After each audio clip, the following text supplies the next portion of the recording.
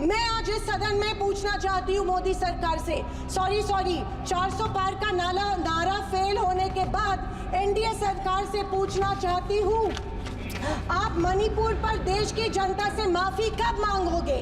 आप किसान आंदोलन में शहीद हुए 700 से अधिक किसानों के परिवारों की माफी कब मांगोगे? नोटबंदी के चलते हजारों लोगों के परिवार और छोटे कारोबार बंद हुए, उसके लिए माफी कब मांगोगे? हाथरस के लिए, उन्नाव के लिए आप माफी कब मांगोगे? आए दिन महिलाओं पर हो रहे अत्याचारों के लिए माफी कब मांगोगे? खैर, ये इनकी हिस्ट्री रही है या इनके डीएनए में है कि माफी सिर्फ खुद को बचाने के लिए अथॉरिटी में बैठे लोगों से मांगते हैं, आम जनता से ये माफी नहीं मांगते हैं। हो गए, मुझे अपनी इस ऐतिहासिक दिन में अपनी बात रखने का अवसर दिया, मैं आपका तहे दिल से शुक्रिया अदा करती हूँ। मैं उस राज्य से हूँ जहाँ संत ज्ञानेश्वर, संत तुकाराम और संत रोहिदास जैसे अनेक संतों ने समाज को प्रेम और सद्भावना दी। दूसरी तरफ शिवाजी महाराज, संभाजी महाराज और शाहू महाराज जैसे शूरवीरों ने अपनी दूरदृष्टि से सामाजिक एकता और न्याय संगत समाज प्रणाली की स्थापना की। मैं उस महाराष्ट्र की पुत्री हूँ जहाँ महिलाओं के अधिकार सुनिश्चित करने हेतु अनेक आंदोलन द्वारा महात्मा ज्योतिबा फुले, क्रांति ज्योति सावित्रीबाई फुले जैसे समाज सुधारकों ने समाज को एक नई दिशा दी। मैं उस महाराष्ट्र की बेटी हूँ जहाँ के महान सुपुत्र डॉक्टर बाबा साहेब अम्बेडकर जी ने इस देश को संविधान के रूप में एक सशक्त और न्याय संगत लोकतांत्रिक मूलाधार प्रदान किया। पर आज उसी महाराष्ट्र में बीजेपी के सरकार के शपथ विधि के बिल्कुल 5 दिन बाद उसी संविधान की प्रत की विटंबना की जाती है। मैं इस बात का निषेध करती हूँ।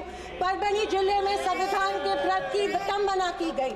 संविधान के हीरक महोत्सव के उपलक्ष्य में जब मेरे विचार रखने का मौका मुझे मिला तो मैं ये ज़रूर कहूँगी कि संविधान सिर्फ एक किताब या नियमों की एक संगति सूची नहीं है, बल्कि मेरी जान है संविधान, मेरी पहचान है संविधान और इस देश की आत्मा है संविधान। दूसरी तरफ आज़ादी के 50 साल बाद तक अपने तिरंगे को और संविधान को न मानने वाले सत्ता पक्ष के लोग इस देश की उसी आत्मा को कमजोर और खोखला करने की साजिश कर रहे हैं। इसी शुरुआत उसी दिन हो गई जिस दिन धर्मनिरपेक्षता, सेक्युलरिज्म, जो संविधान का एक मूलभूत आधार स्तंभ है, उसी को लेके गाली या एक कलंक में रूपांतरित करने का प्रयत्न सत्ताधारियों द्वारा होने लगा है। सेक्युलरिज्म को आज भी इस भारत देश की पहचान है, उसे सत्ताधारी पक्ष एक कमजोरी कर रहे हैं या एक बीमारी साबित करने की होड़ में लग गए हैं।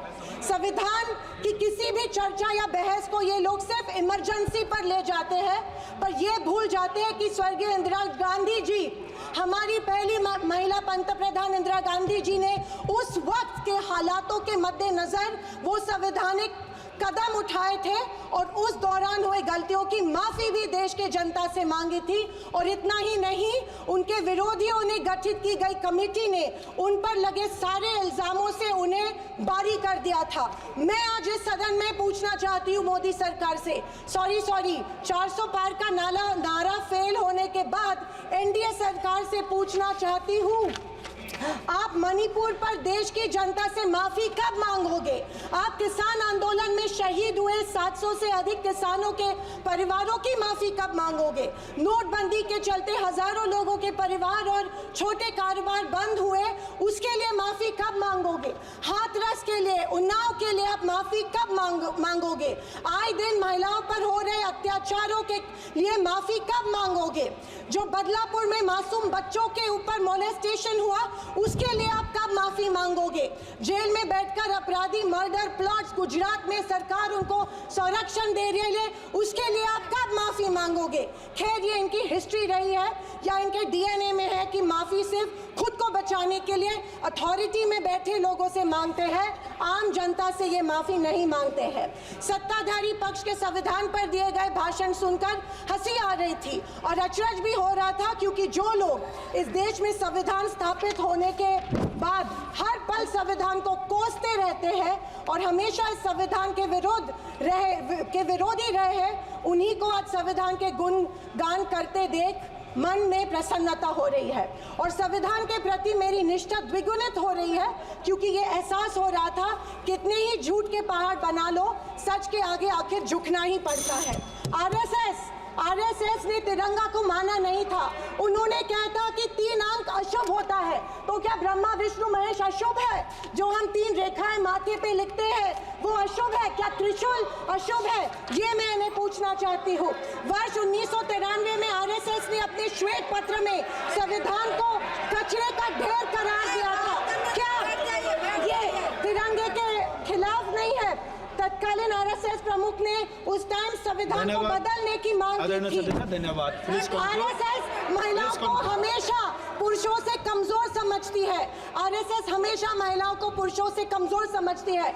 ये अफसोस होता है कि प्रधानमंत्री जी उनके ट्विटर हैंडल फॉलो करते हैं जो महिलाओं को गंदी गंदी गालियां देते हैं।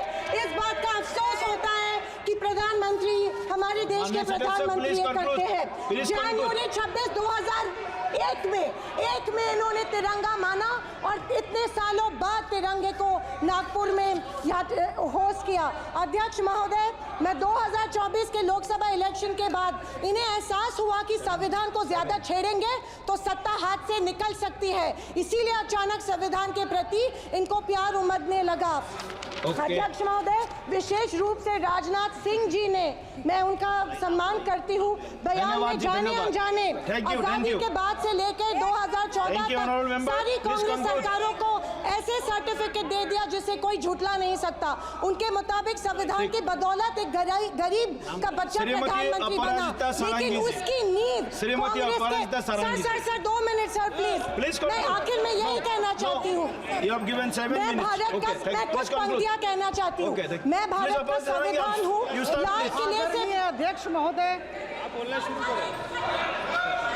हिंदी की एक प्रसिद्ध कविता की कुछ पंक्तियों से। एक सेकंड, मैं भारत का संविधान हूँ, लाल किले से बोल रहा हूँ। मैंने तो समता सौंपी थी, तुमने फर्क व्यवस्था कर दी। मैंने न्याय व्यवस्था दी थी, तुमने नर्क व्यवस्था कर दी। हर मंजिल ठहरी कर डाली, गंगा भी मैली कर डाली। न्याय व्यवस्था भी रोती है, गुंडों के घर में सोती है। गांधी को गाली मिलती है, डाकू को ताली मिलती है। क्या आपराधिक चलन हुआ है? आदरणीय अध्यक्ष महोदय,